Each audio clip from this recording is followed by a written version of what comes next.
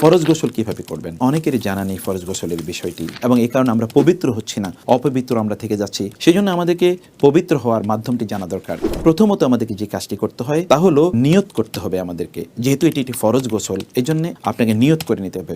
অতঃপর আপনি বিসমিল্লাহ বলে আপনার দুহাত কবজি পর্যন্ত আপনি ধুয়ে নেবেন। আপনি কোনো বালতির মধ্যে হাত চোবাবেন না, বরং আপনি এমনিতে আলাদা কোনো পানি নিয়ে আপনার দুহাত কবজি পর্যন্ত ধুয়ে নেবেন। অতঃপর বাম হাত দিয়ে আপনার লজ্জাস্থান খুব ভালো করে আপনি সাবান দিয়ে ধুয়ে নেবেন, এবং যত জায়গায় অপবিত্রতা লেগে আছে সবগুলো জায়গায় ভালো করে ধুয়ে নেবেন। তারপর আপনি অজু করবেন, যে অজু আপনার করা দরকার সলাতের জন্য, এবং এই ক্ষেত্রে নাক এবং আপনার গলার ভিতরে পানি দেওয়া, অর্থাৎ আপনার কুলি করা, এই দুটো জিনিস আপনাকে নিশ্চিত করতে হবে। তারপর আপনি কোষ বন্দি করে 3 বার পানি মাথায় দেবেন, এবং চুলের প্রতিটি গোড়ায় যেন পানি ঢুকে যায় এটি আপনি নিশ্চিত করবেন। তারপর 3 বার পানি দেবেন আপনার ডান দিক থেকে, এবং আপনার বাম দিকে আপনার 3 বার পানি দেবেন। এভাবে গোটা শরীরটি ধৌত করে সর্বশেষে আপনার পাটি আপনি ধুয়ে নেবেন। এর মাধ্যমে আপনার ফরজ গোসল সম্পাদিত হয়ে যাবে ইনশাআল্লাহ।